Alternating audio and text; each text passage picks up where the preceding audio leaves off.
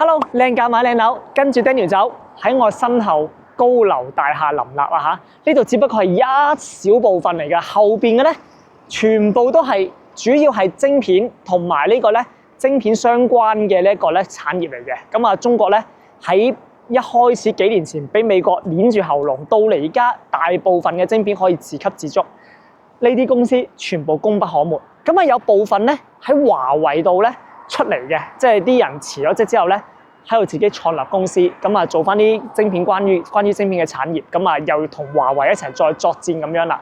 咁所以呢度咧，我會簡稱佢第二個坂田，因為華為嘅總部喺坂田噶嘛，都喺龍崗區。但我哋而家身後嘅平湖區呢個係平湖中心嚟嘅，咁啊有好多華為出嚟嘅人嘅身影喺裏邊嘅。所以呢邊咧係龍崗區第二個會重點去發展嘅地方，因為平湖係屬於龍崗區嘅副中心嚟㗎。除咗大運嗰邊，即係龍崗中心城啦，係主要嘅呢一個發展嘅地方。第二個重金發展就係我哋平湖嘅片區啦。咁喺我哋今日咧介紹嘅一個樓盤咧，就係平湖遠洋城啊。嗱，你見啲村屋咧，其實拆淨少少嘅咋，前面呢啲村屋咧係俾啲工人住緊嘅。咁啊，後邊嗰度咧有啲已經即將交樓㗎啦。如果你係有1年前有睇過我啲片嘅話咧，嗰陣時就係賣嘅係圖紙嚟嘅啫，得嗰幾層樓啫，示範單位都未整好嘅，就係整咗個創意示範單位，冇實地示範單位嘅。但到今時今日咧，實地示範單位都有啦，而且係賣緊第一期嘅第二個地塊啦。咁啊，價錢嗰方面咧就大積就同之前差唔多，細積嘅話咧，如果你揀翻一期第一地塊啲貨尾咧，最平230萬就買到。咁佢新一期嗰啲咧，啱家推出嚟嗰啲新貨咧，基本上就貴10萬蚊左右嘅啫。咁啊，亦都係東南向同西南向，同埋呢個景觀好好嘅，因為嗰邊有間學校咧，望喺學校度望出嚟咧，係視野景觀非常好嘅。咁啊，跟住攝影師跟我鏡頭啊，呢個地方咧仲係要發展緊嘅，都要講講佢啲等待嗰陣時咧，可能旁邊呢一啲舊啲嘅工廠咧，舊式啲嘅工廠咧，就要等發展商去收啦。如無意外，賣晒呢幾期之後咧，遠洋想攞埋佢嘅呢啲地係，因為佢喺度賣得真係唔錯啊！佢呢個盤係賣得。咁跟住呢度係地鐵上蓋嘅物業嚟嘅，喺我哋嘅展廳，以後展廳呢個位就係地鐵站，因為17號線咧係已經起緊㗎啦。嗱，咁如果大家咧真係想考究我講嘅嘢係真定假咧，大家去華僑酒店門口，即係羅湖口岸嘅華僑酒店門口嗰度就係17號線施工嘅地方啦。第日17號線山下站就喺 exactly 就喺呢度呢個位置，所以咧由呢度行翻去我哋屋企裏邊咧，只需要行3分鐘就可以從地鐵站行到過去㗎啦，係非常之方便嘅地鐵上蓋盤啦。17號線係直接翻到羅湖口岸嘅。咁另外咧喺17號線搭一個站去翻平湖之後咧，就可以轉10號線直接翻到福田口岸。如果到時候17號線開通咗，大概29年會開通嘅，你翻福田又好，你翻羅湖又好，都基本上係半個鐘頭地鐵咧就可以翻到去㗎啦。好啦，嗱，事不宜遲啦，而家入去咧介紹個區位、沙盤同埋咧去上實地示範單位啦。插播一個小貼士，為咗方便各位觀眾咧揾翻啲片，歡迎咧 click 入嚟我 WeChat Daniel 探灣區嘅主頁，然後撳播放清單，就會見到咧深圳各區嘅樓盤分類啦，同埋一啲咧熱銷樓盤咧，我做咗啲專輯添。繼續去片。同大家詳細介紹一下咧，平湖遠洋城成個總體嘅規劃同埋周邊有啲咩啊？嗱，平湖係屬於龍崗區嘅副中心嚟嘅。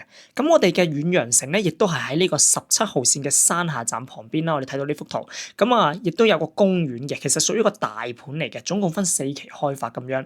咁周邊咧會有好多寫字樓啦，包括咧金融基地啦、平湖智創園啦，裏邊有一大紮嘅產業園區嘅。咁另外咧，南科大國家卓越工程師學院咧，亦都喺附近嘅，專門就係搞呢個晶片工程啊，同埋呢個光刻機咁樣嘅。咁另外平湖實驗室啊、彭森微啊呢啲咧，全部都係同呢個晶片有關係嘅一啲企業嘅。咁啊，所以咧周邊你會見到咧，其實冇乜住宅㗎。咁咧呢個平湖遠洋城咧，就係起個大盤出嚟咧，滿足翻呢度啲居住需求嘅。跟住我哋再睇下咧，成個樓盤嘅一個總體規劃圖啊，你會見到咧旁邊係有個咧南科大附屬龍崗學校係在建中㗎啦，9年一貫制嚟嘅。咁我哋亦都會有幼稚園喺旁邊咁樣啦。咁所以一個小朋友喺呢度出世到佢讀完初中咧，基本上就係喺屋企旁邊嘅學校咧去搞掂晒㗎啦。咁咧樓盤咧就佔地面積好大嘅。咁啊，而家咧就賣緊第一期嘅第二個地塊，就係我手指住嘅呢個地方啦。咁中間咧，因為呢度係收咗啲村民嘅地㗎，咁所以咧保留翻啲咧古建築喺度嘅。咁啊，亦都有個山下歷史館啊，同埋一啲咧古樹廣場啊咁樣之類嘅。咁另外仲喺學校附近咧有個文體中心，文體中心咧就喺我哋一期第二地塊旁邊嘅。文體中心嘅話咧，基本上就係啲圖書館啊，同埋啲簡單嘅乒乓球館、羽毛球館嗰啲嘅。咁啊，做下運動、睇下書咁樣啦。好啦，咁啊，另外咧地鐵站咧就喺我哋嘅出邊，大概呢個位置度咁樣嘅。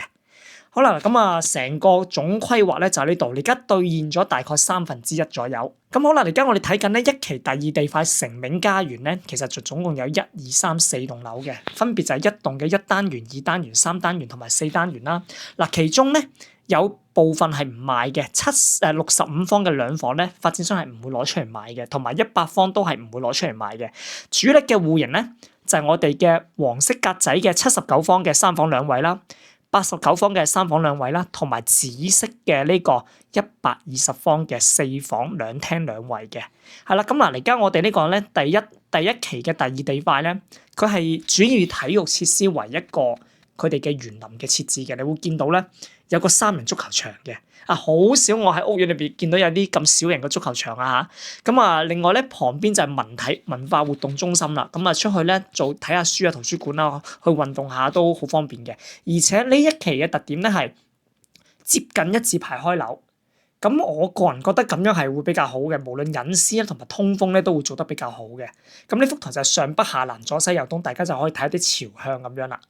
好啦，咁而家同大家咧再講一講咧平湖遠洋城嘅區位圖啦。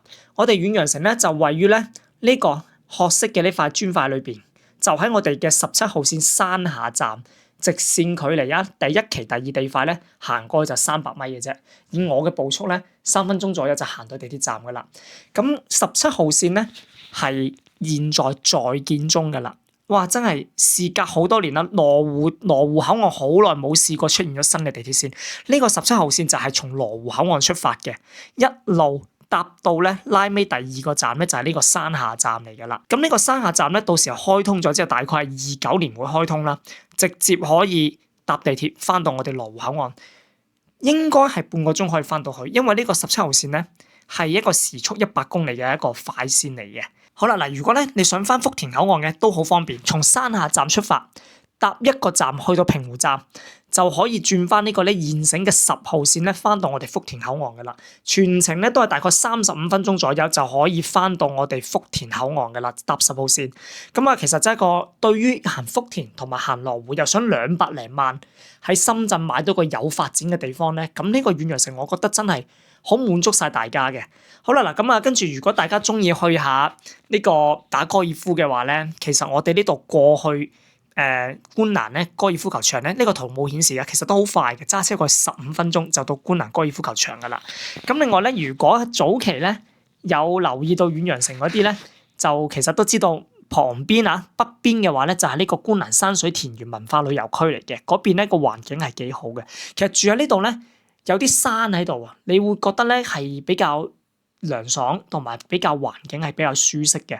咁但係咧隔一條馬路啫，旁邊就係金融基地同埋創業園啦，咁樣啦，嗰啲自創園啊、整芯片嗰啲啦。好啦，咁啊簡單介紹到呢度先，講下啲商場啊。嗱，距離我哋遠洋城咧步行過去500米有個叫榕湖廣場嘅一個商場嘅，係啦。咁啊另外咧去我哋嘅萬達廣場嘅話咧，就全龍崗最大嘅一個商場嚟嘅萬達廣場。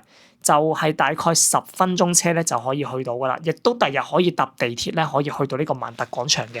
總之住喺度附近，衣食住行吃喝玩樂翻關口，同埋價錢，我覺得都係性價比係高嘅，係啦。雖然佢唔係啲咩豪宅，但係以佢呢個價錢買到呢個素質嘅嘢係值得去睇嘅呢個盤。好，最後就睇下呢個咧深圳嘅地鐵圖啦。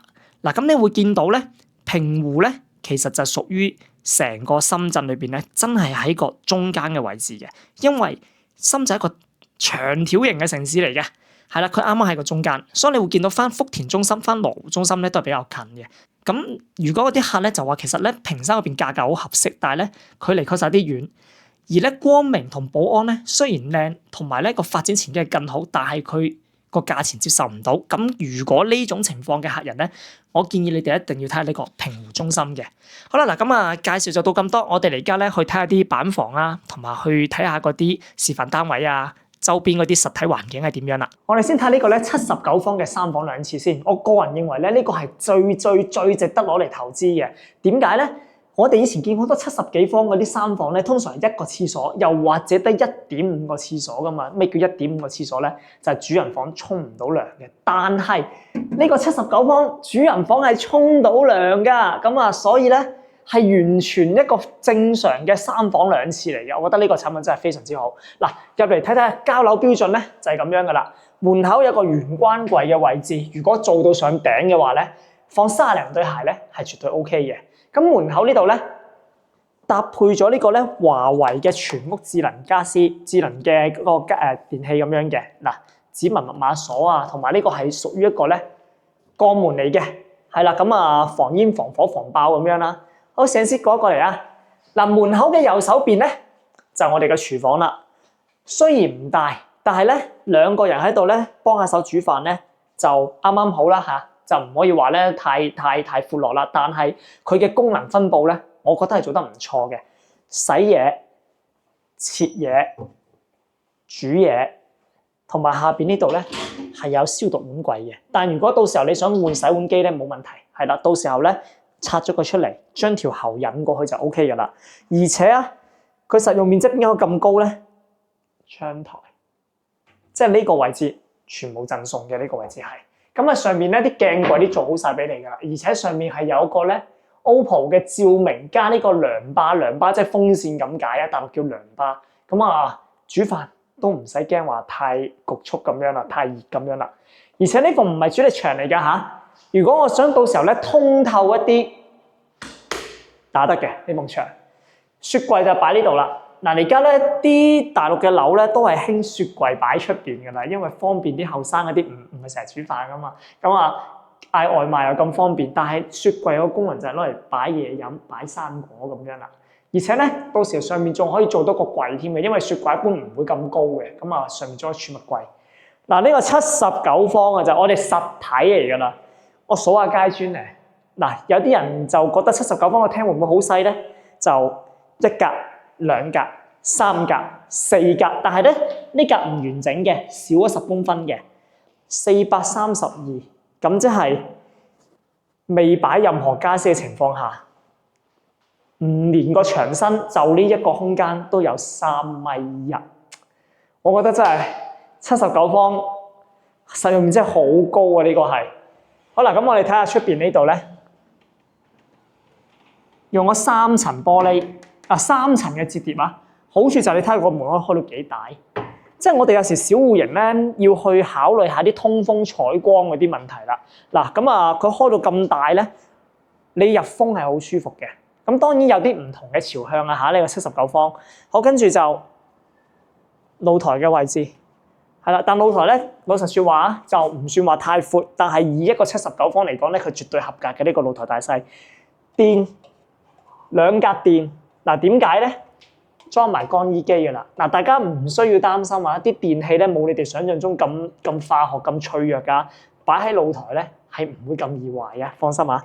大陸呢邊全部啲電器都係即係個洗衣機都係放喺露台㗎啦，來去水位喺度，地漏位喺度，啲管道喺度。咁啊，另外咧仲有另外一條喉嘅。嗱，我講細緻少少啊，不過呢度遮住咗，佢有條污水喉喺呢度嘅。你啲冷氣機嗰啲水咧係另外行呢一條喉嘅，分開嘅，咁啊乾淨好多啊！好嗱，咁啊跟住我哋翻啲室內啦。佢做咗呢個吊頂設計啦，同埋咧你啲管道全部行上面嘅，唔會行即係嗰啲水管啲唔行地下嘅。萬一 touch wood 有啲咩嘢，以後用咗20年之後有少少老化啦。如果佢爆嘅話咧，或者漏水咧，直接喺上面滲翻落嚟嘅，就唔會影響到人哋屋企嘅。咁跟住消防嗰啲全部做好晒俾你㗎啦。嗱，你見啲噴頭做好晒，煙霧報警器嗰啲全部都有。嗱，再普及翻少少知識啊，因為有啲客咧，佢以為咧食煙都唔食得，一食煙嘅煙霧報警器會着，佢以為係咁樣啊，但其實係唔會嘅。哪怕你喺屋企咧，整嗰啲小型啲嘅燒烤嗰啲咧，都唔會咩情況下煙霧報警器會響咧？濃煙就會響啦。咁另外呢啲灑水系統呢啲咧，全部咧，我記得好似係70度定係60度咧，佢就會自動爆開噶啦。咁啊，嗰個熱感呢個係濃煙。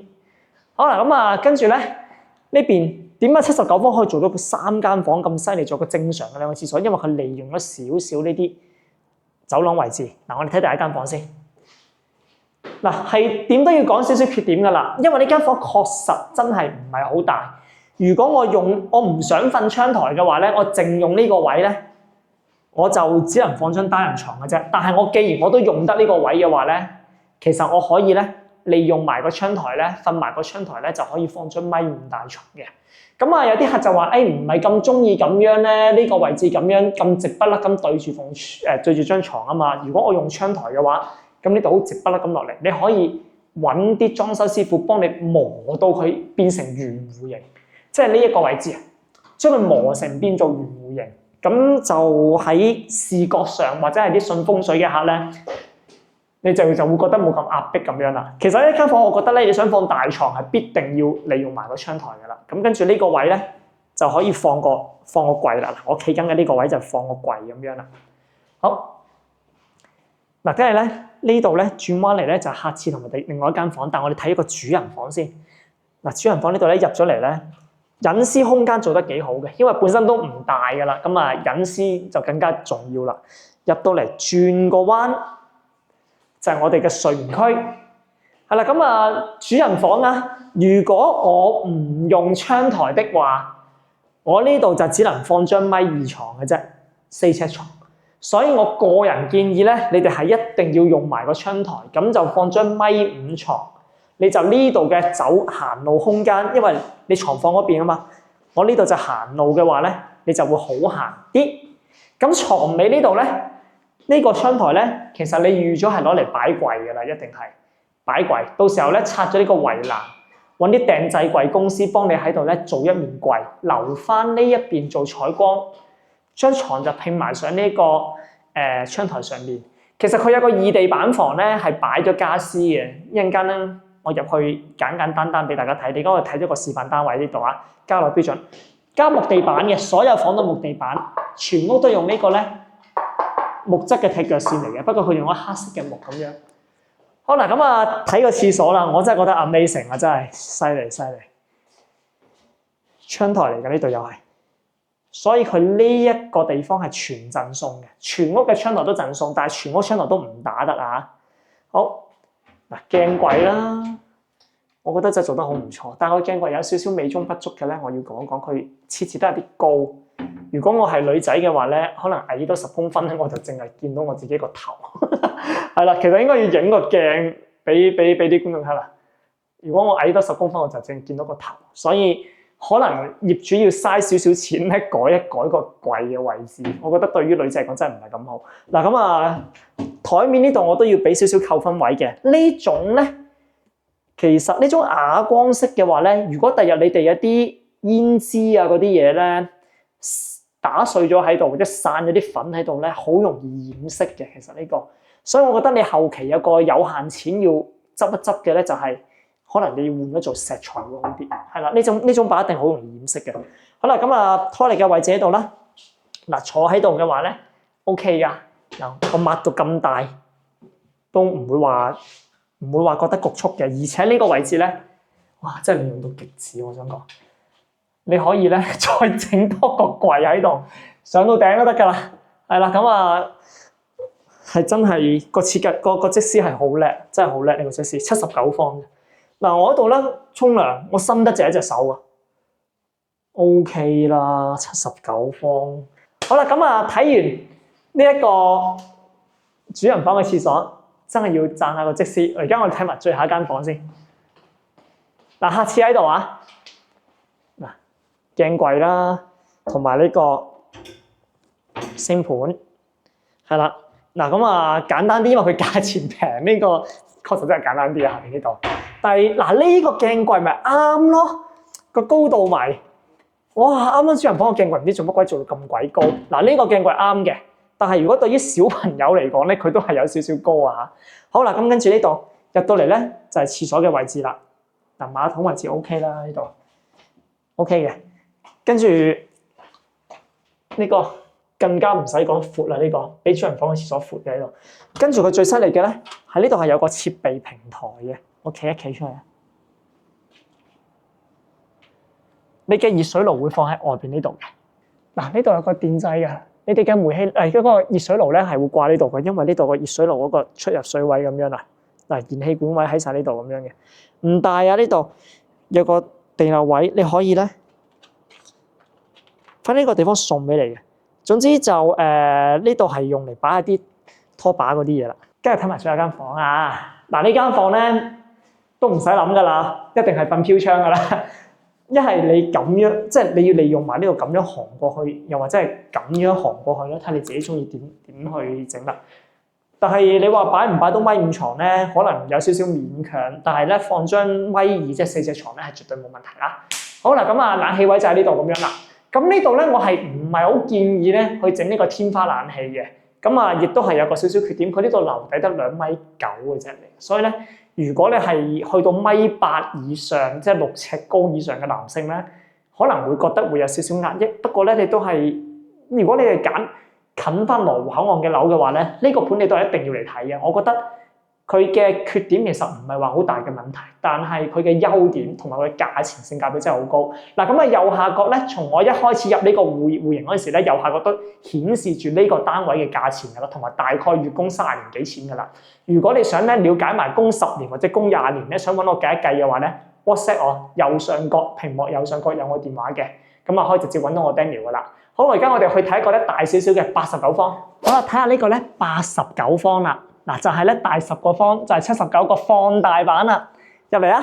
嗱，呢邊咧亦都係嗰個玄關位置，就同79方個差唔多大細。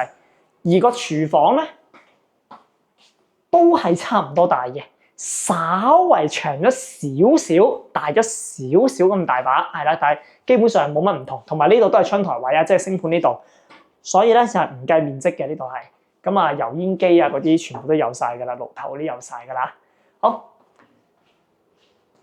嗱，個飯廳位咧都同啱啱79方嗰個咧差唔多，個雪櫃位都係呢度雪櫃位係啦，就係個廳嗰度咧，你睇落好明顯係闊咗啦。呢度係啦，我數下啲階磚先啊，1、2、3，三格正常加呢度，同埋加呢度一部分仔，大概係2/3塊到。咁我呢度咧唔計牆啊，即係就咁呢啲真實用到嘅地方咧。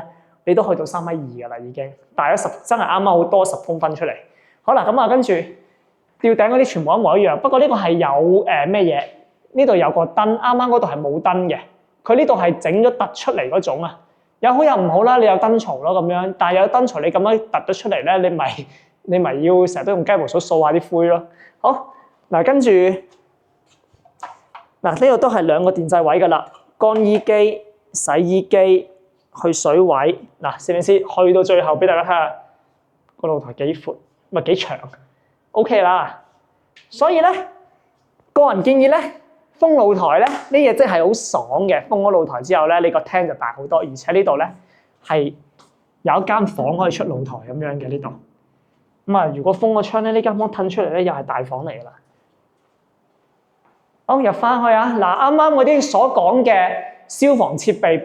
呢個噴頭、煙霧報警器嗰啲全部有嘅，地下就係呢個木踢腳線嚟嘅，全屋白色乳膠漆牆啊！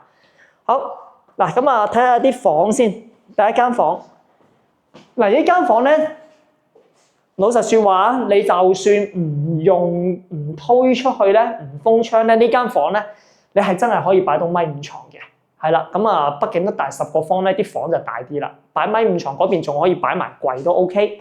好啦，咁跟住呢邊咧。就係我哋嘅主人房啦。嗱，同樣入到嚟都要轉個彎嘅，所以我哋嘅廁所係唔會對住我哋主人房張床。嗱，有啲客就好中意呢種設計嘅，但係同樣都係呢個缺點啊。廁所嘅鏡位都係做得高咗。好啦，咁跟住呢啲嘅洗手池啊，呢啲咧都係正正常常咧用起身啦，咁啊坐喺度啦 ，OK 啦，係啊喺度沖涼房咧。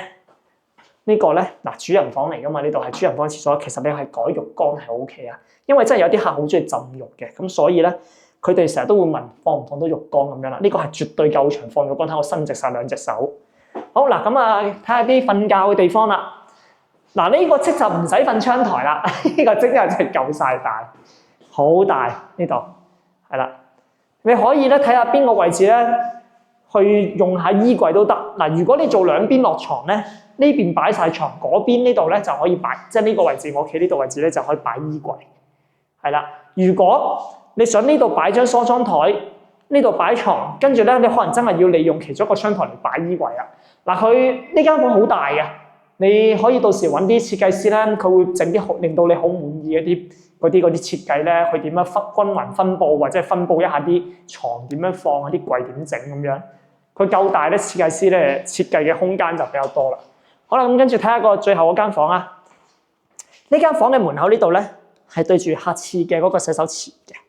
好，跟住就馬桶啦。咁同埋呢個亦都係好闊嘅。呢個沖涼房好明顯大啲嘅。同埋呢一邊都係有嗰個設備平台嘅，但我就唔出去啦，啲污糟啊嗰度。好，又係擺下拖把同埋你嗰個熱水器就擺喺出邊咁樣。最後一間房，嗱呢間房咧就細啲，擺張4尺床左右，擺張單人床咁噶啦。咁啊呢間擺明就係兒童房嚟嘅，景觀都冇乜嘅，都係望翻啲園景、望翻啲樓景咁樣嘅啫。嗱呢一個嘅話咧，佢嘅價錢咧亦都擺咗右下角。嗱我重溫先，如果你買79嗰隻咧，最平係230萬就買到啦。呢隻咧89咧係要去到290萬起嘅。咁所以230同290，但係10個方爭咗60萬，係啦，睇下你會唔會為咗呢10個方嚟埋單俾多60萬啦嚇。嗱係290起咋呢個積啊，最貴係可以賣到320嘅呢隻89方。咁嗰隻79咧係230萬起，咁啊最貴都賣到260嘅啫。攝影師幫我咧將我屏幕分開一半對比一下咁樣啊。咁啊，我個人覺得性價比真係嗰隻高嘅，係啦，因為我覺得3間房咧，如果你長期都係2個人到3個人住咧，79方係夠晒噶啦。你到時嚟實地感受一下咧，其實區別不大嘅。擺完家私之後，好啦，咁我而家咧，我哋睇完呢個咧交樓標準之後咧，我哋翻去呢個示範單位咧擺咗家私嗰啲咧，重一次簡單嘅俾大家睇啦。好啦，嗱，睇下呢個79方整晒家私噶啦，呢度就係鞋櫃、雪櫃、廚房。嗱，佢打咗縫牆咧做開放式啦嚇。飯廳幾闊落嘅一個客廳啊，封埋露台咧就係咁嘅實用率啦。咁啊，露台都買一半送半嘅面積。嗱，咁啊，佢因為交嗰陣時咧就係咁樣噶啦，佢上面呢個吊頂就冇點整，但係呢度咧就整咗個背景牆，呢度就係電視嘅位置。嗱，咁啊，其實有成3米嘅呢一個咧開間咧，你可以擺一個大概60寸左右嘅電視係睇得舒服嘅。如果你習慣咗睇大電視咧，70寸都 OK 啊。好啦，咁啊，客房嗱，你用咗個窗台啦，真係 OK 噶啦。嗱，擺張咧4尺床，你擺5尺床都 OK。呢邊就係個衫櫃嘅位置啦。好啦，睇下個主人房啦。呢度嗱，你利用埋個窗台，你就可以擺張大床啦。呢度係冇放窗台，呢度都放1.5米床。嗱，過道呢度咧，行起身唔逼傑嘅，呢邊就整個櫃咁樣啦。好啦，嗱，入嚟睇睇廁所啊。嗱，呢個示範單位咧，個鏡櫃就擺翻落嚟啦嘛，正常嘅高度咯。喺呢度就整咗個櫃啦。嗱，攝影師影一影啊，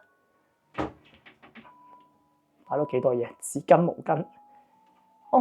我覺得好唔錯，呢個79方真係性價比係好高，因為咧呢個79方咧佢有東南朝向，亦都係西南朝向。其實東南朝向係我好中意一個朝向嚟嘅。我跟住入嚟睇睇呢個客廁，嗱冇乜特別，同啱啱嗰啲都差唔多，簡單睇啊。其實我哋主要睇下想擺咗家私咩感覺。嗱，你要埋個窗台，放我張4尺床喺度啦，呢度你放5尺都得㗎，放5尺就多10公分啫嘛，擺出嚟少少啫嘛。所以係所有嘅房間都非常之實用，79方。好啦，咁而家睇下嗰啲80幾方嗰啲啊，快速去睇。89方擺咗家私，嗱咁啊好明顯啦，闊落好多啦，係咪先？嗱，但係咧比79方貴咗60萬喎。嗱，睇下你覺得值唔值啦？呢個就60萬咧，我可以咧喺大陸買到3部 Benz 嘅啦，入門級 Benz 嘅啦，60萬可以買部好靚嘅比亞迪嘅啦，已經係。好啦，咁啊跟住呢度就係封咗露台嘅效果就係咁樣啦，成個客廳非常之闊落。好，睇啲房啊。嗱呢間房咧就係咧封咗半個露台嘅，因為露台可以封噶嘛，用咗半個露台嚟褪咗張床出去。咁跟住呢度咧，哇！呢個小朋友呢間房呢度大到由呢度開始喺門口啊，一路都係入到嚟，成間房好大，你封個露台。跟住主人房，嗱廁所唔特登睇啦嚇，啱啱交流標準睇過。呢個房主人房89方主人房，你係唔需要瞓窗台都可以放到張1.5米大床。呢邊係整櫃又得，呢邊整衣櫃又得，睇下你自己中意點樣啦嚇。嗱咁啊，確實啦，俾多60萬咧就大好多嘅，個空間係舒服好多嘅。咁啊，不過就真係有啲多啊，俾60萬嘅話就。好啦，咁啊，廁所呢邊同埋最後個細房。嗱，最後呢間細房咧，單人床 L 型嘅窗台，所以其實你人嘅走動空間咧都好舒服嘅。招呼下親朋戚友咧，呢間房咧 OK 嘅。嗱，廁所都係差唔多啦，冇乜嘢大特別，同啱啱拍嗰個家裏示範單位一樣嘅。好啦，咁啊，再簡單睇埋個108方嘅嗰個，但係咧，而家就冇108方賣啦，佢係82方嚟嘅，就係108方嘅放大版，入去睇睇啊！好啦，呢個係108方嚟嘅，但係咧賣晒㗎啦。嗱，而家呢個82方係佢放大版，但我哋入嚟俾大家感受一下環廳嘅感覺啊！哇，大環廳好舒服啊！就咁啦，反正呢個唔係真係賣緊，只不過係一個環廳，同埋咧出嚟啊！個露台好鬼大，好闊啊！呢度係唔止1.8米，應該係2米露台嚟嘅。呢個係呢度非常之闊。嗱，到時封窗嘅話咧 ，happy 咯！呢個地方封起身嘅話，真係擺到2圍。我想講呢個位置真係好啦。咁啊，睇下啲房啦。嗱，啲細房呢唔特登睇啦嚇，冇乜大特別。總之，如果你買到一個82方嘅話，個主人房咧係會比呢個108方再大啲嘅，雙面採光咁樣幾舒服啊！好嗱，咁啊咁多先。好啦，節目嚟到呢度咧都係尾聲啦。嗱，相信遠洋呢個發展商咧，大家應該都唔陌生噶啦。遠洋繁花里啊，遠洋天鑄啊，各式各樣嘅遠洋盤喺中山、珠海都好多嘅。咁啊，前面咧再講一啲生活配套，前面一個現成嘅商場噶啦，就喺招商銀行大廈旁邊嘅啫。前面嗰度有個商場喺度噶啦，已經。咁啊，另外咧超市啊，全部都有噶啦。咁我哋平湖遠洋城自己都會有自帶嘅一個商場嘅，所以咧到時候起好晒呢個大盤嚟嘅4期起好晒之後咧，生活係非常之方便嘅，又有文體場館啦，又有學校啦，又有商場啦，有地鐵門口啦，而且而家最平係230萬左右就可以上車，真係30零萬首期，我都講到我自己都覺得好心喐啊，係啦。咁啊嗱，咁啊呢個盤我覺得咧，如果你係中意羅湖福田口岸過關嘅話，而且你想做一啲升值，可以等到佢一段時間去發展嘅話咧，呢個盤咧一定要嚟睇。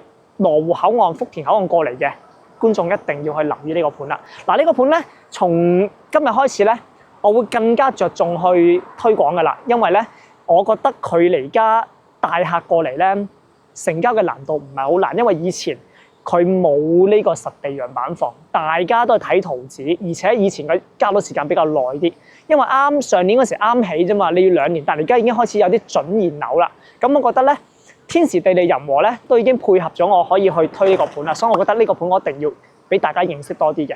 好啦，嗱，今期節目差唔多啦，下期節目再見，拜拜。